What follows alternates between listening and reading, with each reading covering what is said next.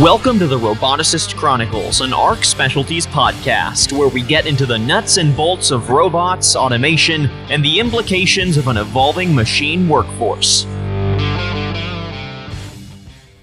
Hello, this is Dan Alford, and you're listening to the Roboticist Chronicles podcast. Today we have a special guest. If you live in Houston, you probably know the name Pitts&Spitts. They're famous for making barbecue pits, and we now can count Pitts&Spitts amongst our customers. So my guest today is Ryan Z. I'm going to let you do your own last name. Zboril. Zboril. Thank you for joining us today. Thank you for having me.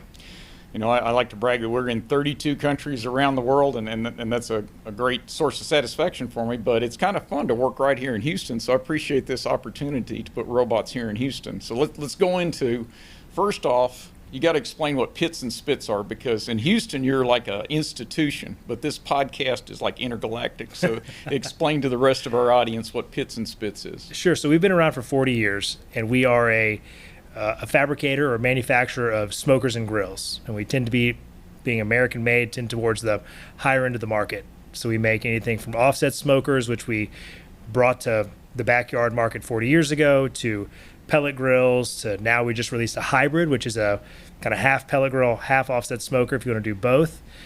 We just released some fire pits, and so we kind of have our hands a little bit everywhere within the kind of the backyard cooking and fire burning market. So what fuels do you approve of? Some people are sticky about that. The salesy way to say it was, I approve of whatever you're burning as long as it's in one of ours. Well, you're doing pellet grills now. That's right. So we do pellet grills, which actually you can get a charcoal pellet as well. So that's, wood and charcoal. Of course, live fire is going to be traditional, just splits of wood, and then charcoal cooking as well. We are kind of dabbling into the gas market as well, especially with our fire pits, and all of our offset smokers have a log lighter, so there is kind of a gas component there as well. Okay, so we're kind of all over the place. We don't do any type of infrared or electric just yet, and there's nothing planned for that, but I'm kind of a follow the market kind of guy. So I see. All right, and so how are you involved with this company? Tell us the backstory. So I own the company and have owned it for about the last 8.5 years. We're coming up on 9 years here pretty soon. And my education and kind of initial professional training, call it, was in finance. So I have a finance degree from the University of Texas. At Austin? At Austin. And but my background is that I grew up in Belleville, which is a small town west of here. My grandfather was a farmer rancher, so we grew up out around blue-collar work, and we're in ag classes and FFA growing up. So I still brag about how I was the top welder in my ag class when I was 16.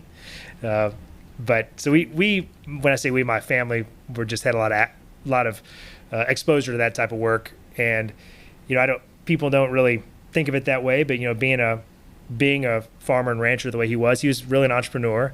And then my dad was a dentist in Belleville, and so he was an entrepreneur as well. So I always kind of viewed myself as doing something more on the startup side, or kind of just broadly running or owning and operating a business in some capacity. So after being in finance for, I want to say it was about 7-8 years, I started looking around at different businesses to buy, kind of get in on, and I'd been on the capital investment side, which is a really interesting and important part of the process in general, but I just really was fascinated by meeting these guys they were just the unsexy businesses, but then they were really growing them into something, and they were employing people, and they had this really cool corporate culture, creating wealth for not just themselves. It was just really, really cool stuff. And I've always just been drawn to more hands-on type stuff. Kind of like all my hobbies are more like, doing something. And looked at a few different businesses, and Pitts&Spitts came up. And being here in Houston really made it a lot easier, right? There was no moving involved for me. It was kind of easier to manage, keep an eye on, and run. Initially, I did not really. I thought I'd be a little bit more passive, and then pretty quickly, it didn't work out. Pretty quickly, you find out that that's not really how it works. And what's really cool is some guys I've met along the way that are 20 years older than me and have been doing something and the manufacturing space in some capacity for a while have all said, yeah, you know, everyone kind of thinks that there's a passive aspect and there's just not. And so that was how I got involved with it. And kind of the thesis was that at that time, Pitts and Spitts was making, 90% of the business was custom, and a lot of custom trailers that were used for. That's how you made your name. That's right. So that was for corporate events, tailgates, kind of big one-off job shop-ish type projects. And then the remaining kind of 5 or 10% was backyard smokers. And even those had a little bit of a custom aspect to it. But what I really wanted to do was be in as many backyards as possible, because there's a lot more backyards than there are cook-off teams or, opportunities to sell to the big oil field services businesses of the world. And so that's how we got into the pellet grill game. And that was in kind of the 2015, 2016 timeframe was when that R&D really started to turn into a product line for us. And that really came about because we had a dealer, Texas Star Grill Shop here in Houston, who Rick Martin, the owner there, has been ground floor of the pellet grill industry in Texas since its infancy. And he was just kind of pushed me and was asking about it and saying, I'm telling you, there's a market for this. And I'm thinking, pellet grills are a fad. No one wants to cheat. Everyone wants to cook with an offset. And now it's probably 80% of our business. Indeed, and they're simple. That's right. They're really simple to make. They look complicated and they look intimidating, but they're actually pretty simple to make. Well, I mean, they're simple to run. Right. That's right. That's what appeals to me. So, right. Yeah. It's just you press the button, and I mean, being an automation, it's really. It's closed loop control. That's exactly right. Yeah, that's what I look for. Well, I'm glad you mentioned the dentist as an entrepreneurial role model, because my father was an electrician, and I think that he's the one that inspired me or showed me that, yes, you can still build your own company in America. Mm-hmm. So whether you're a dentist, electrician, or a barbecue pit maker, it's all the same thing. That's right. And it is. And it's all people and understanding what your goals are and how to get there. And I think resiliency is a big part of it, no matter where you are, especially, business times like right now. That's right. Everything's cyclical. You better be prepared. Don't spend all the money when it's going well, because that's right. This too shall pass. That's exactly right.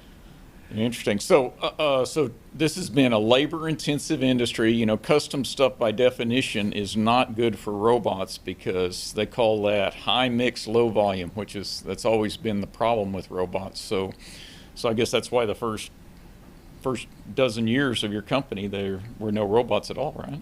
That's right. And there was no real rhythm you could get into in the manufacturing process, and the parts that were, let's say, repeatable, the volume just wasn't there because the mix was so high.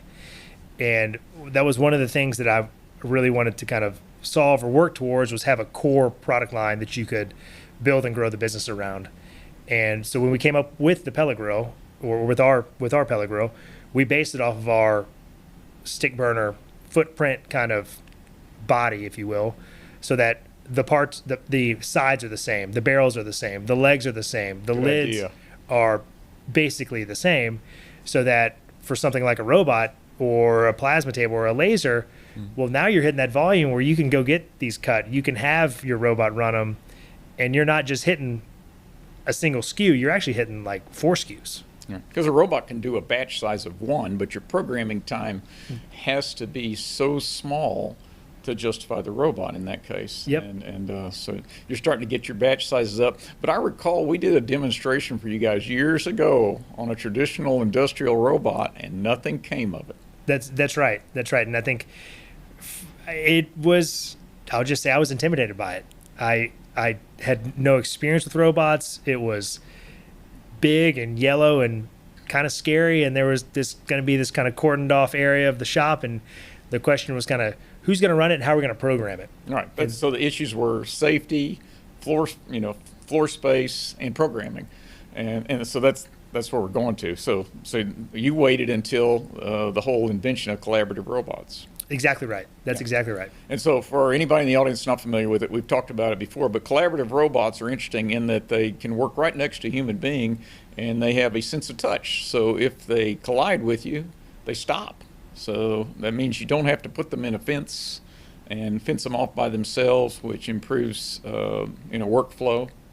and improves safety. And so it sounds like, and also the other attribute of collaborative robots is they're typically easier to program too. So I guess that addressed all of your issues. Yeah, and the one that y'all built for us is on a skid, so we can move it if we need to, which is great for us because we run a pretty lean shop and we don't have a big, we're not a 50,000 square foot facility where we have just tons of extra space. And so we really like that because if we want to move it or move to a new location, or if in the future we get a couple more, we want to line them up in a cool little line, we can do that. And so it really ended up just coming. It just so happened that it worked in our favor, that being patient and being timid for a couple of years really worked out for us. Well, what I suspect that if you come back in 5 years, you will have bought additional collaborative, but you will have bought some traditional robots too, because the whole issue with collaborative robots is by definition they can't have a high payload capacity. Right. Because if you have a robot that can move 1,000-pound object, it can't detect a human being if it hits it. So let's say we tackle something else where we're actually having to move the pits. I think there's some traditional robots in your future. I'm all for it. I mean, it has been so. The reason we got it right was to really help our scalability, and that's kind of I think what most people view as kind of a shortcoming of traditional manufacturing, especially in the consumer product space, and that you can't get your volume up to call it kind of your labor per unit down to compete with the China, Mexico, and India, whereas this is helping us do that and helping us get there. And so when we look at these dirtier, more intense, we'll call them kind of less safe or less comfortable parts of our process, my brain immediately goes to, well, they got to have a robot for that. There's got to be a way you can make this work. And so I think that you're spot on in that, whether it be painting, grinding, whatever, I think that there will be some industrial robots definitely involved within the next 5 years. Yeah, dull, dirty, dangerous. That's what robots like to do. They don't mind at all. Okay, so yeah, I'm glad you said that, because that was going to be my next question. I'm going to ask you, you started off with welding robots, but robots can also drill, tap, they can load press brakes, they can paint, and they can grind. So I hope you're looking at some of these applications. All of the above. I mean, we look at what other manufacturing businesses do and how they do it at such competitive prices, and we start thinking about volumes, and it's kind of interesting. If you're a standalone third-party fabricator that you depend on companies like pitts&spitts to buy products or parts from you, the math is different than if you're pitts&spitts who has a product line. Well, for me, a robot at, say, the press brake, that break even for me is a lot lower than someone that's just a third party, right? Because I can work that through my product line and across so many other products, and I can free that employee up to go do something else or extend his career life, right? I mean, it's something you and I talked about when we got the welding robot, was that when our employees understand what the robot's going to do and they buy into, wait a second, I'm not losing my job. My job just got easier. No, the company's going to get bigger. Right, that's right. And so it's been really great. And so there's so much stuff that we look at, and like the dull and dirty, the grinding stuff. And that was the first question that I asked Randy when we demoed the collaborative robot. That's Randy Ellington, your project manager. That's right. And the payload issue as far as a grinding robot is a question mark for us still. Well, we're going through the training in our shop, and we look on the FANUC console, and there's already an abrasives section. And what's pretty neat is how, as quickly as FANUC is updating their firmware, it's one of those, we might find out in 6 months, all of a sudden they push an update to us, and we're ready to go. We just need another robot, another head, Right, and you've already gotten a couple of software updates. This is a new product for FANUC, by the way. The FANUC, one of my favorite robots. They're kind of late to the collaborative game. Their first collaborative robot, they did it entirely differently than everyone else. They put a sensor in the base of the robot, but then the CRX model, of which you got one of the first in Houston, has sensors in every joint.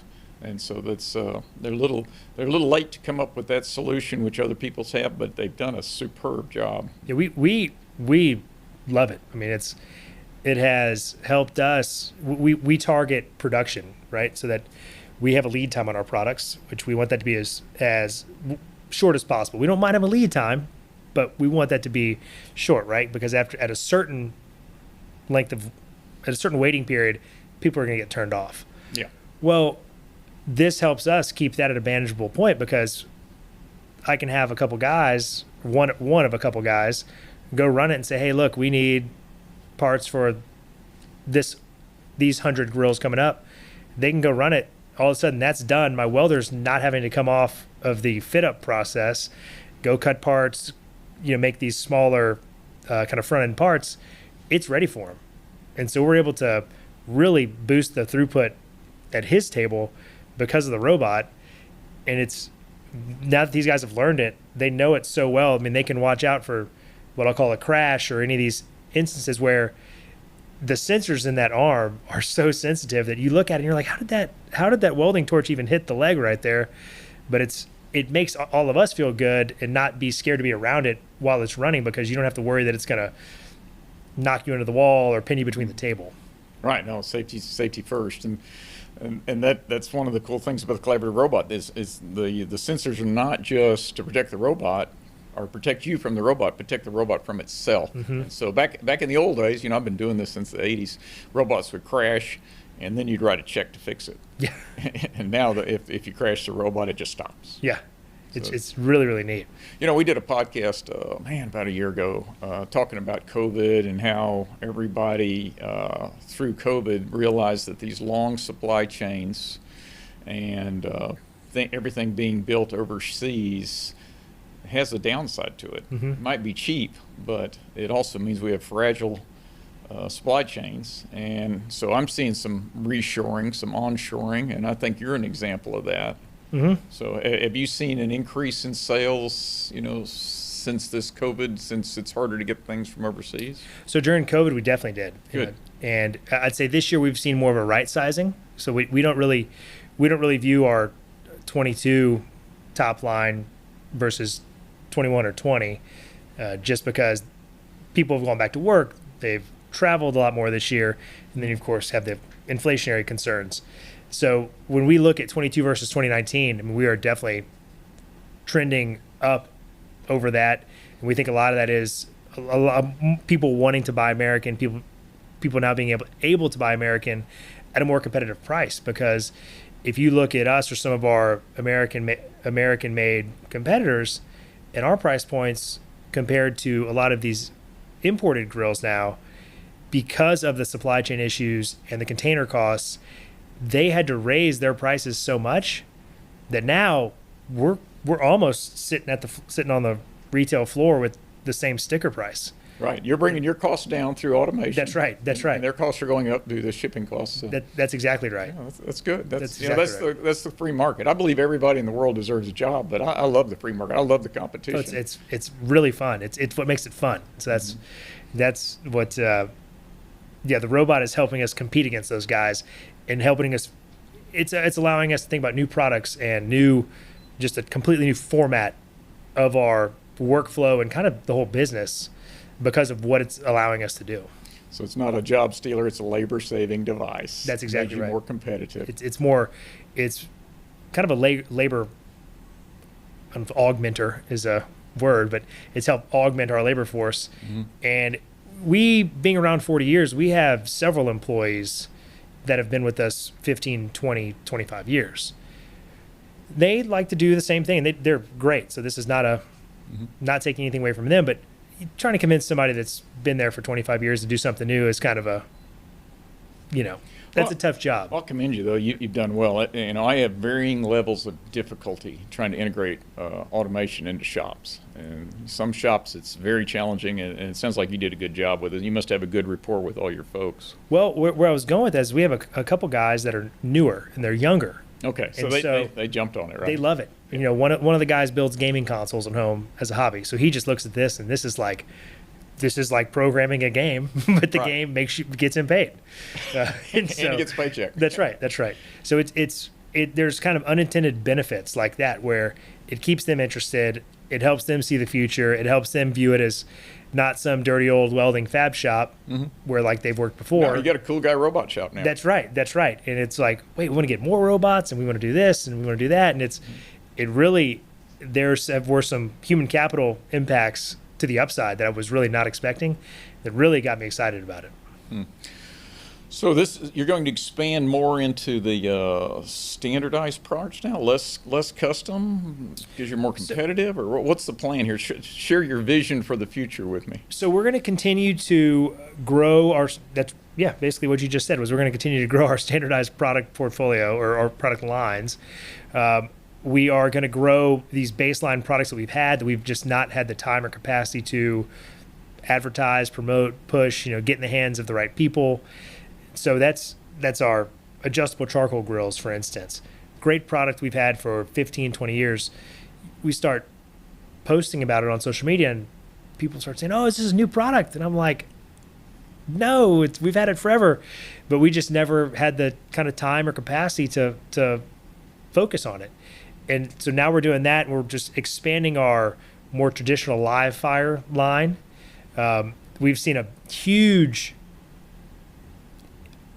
number of Texas-based smoker businesses be started recently, and their price points are quite a bit higher than ours, which is great for us because for 35 years we were the most expensive guys on the block. Right, that was your reputation. That's right. So we're gonna hope to grow that line, and then of course grow and improve upon and come out with new models of pellet grills. We're focusing on the built-in market now. That there seems to be a gap there, especially for an American-made pellet grill at a reasonable price point. I mean, there's some guys out there doing it, and it's a fantastic product, but it's $8,000.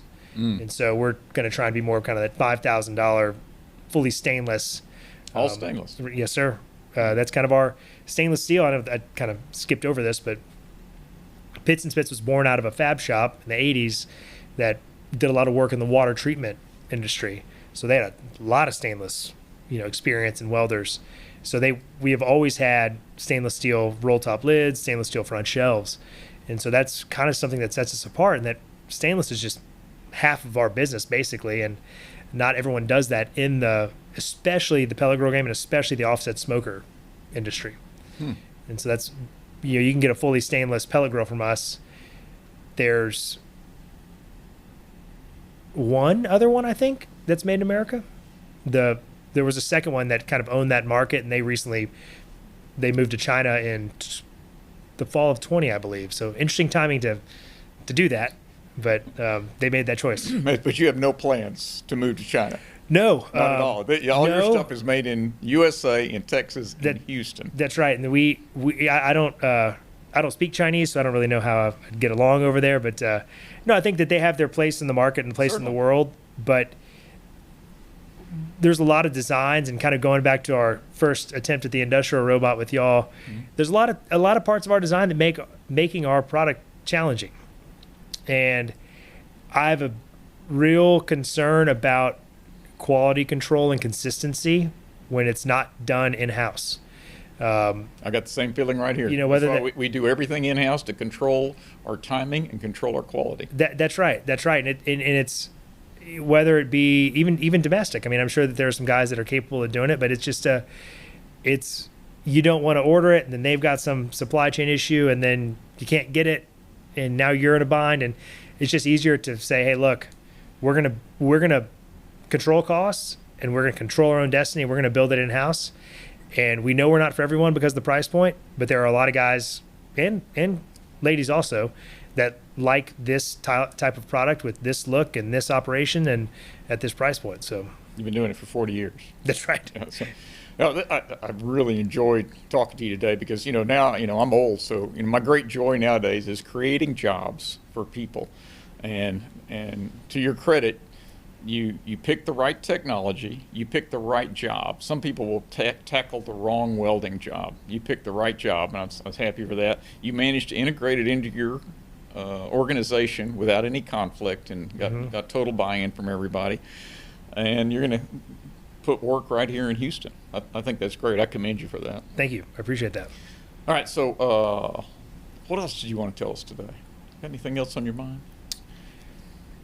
I'm trying to think. I think we've kind of covered it all. Well, you got to tell people where to find this stuff. Good. Do That's a they great got to point. call you, That's a or great is there a point. So website? we have a on our website. We have a dealer locator, so we have dealers all over the So country. you don't buy directly from you. But if there's not a dealer close to you, you can buy direct, Okay, and you can. we can ship to you.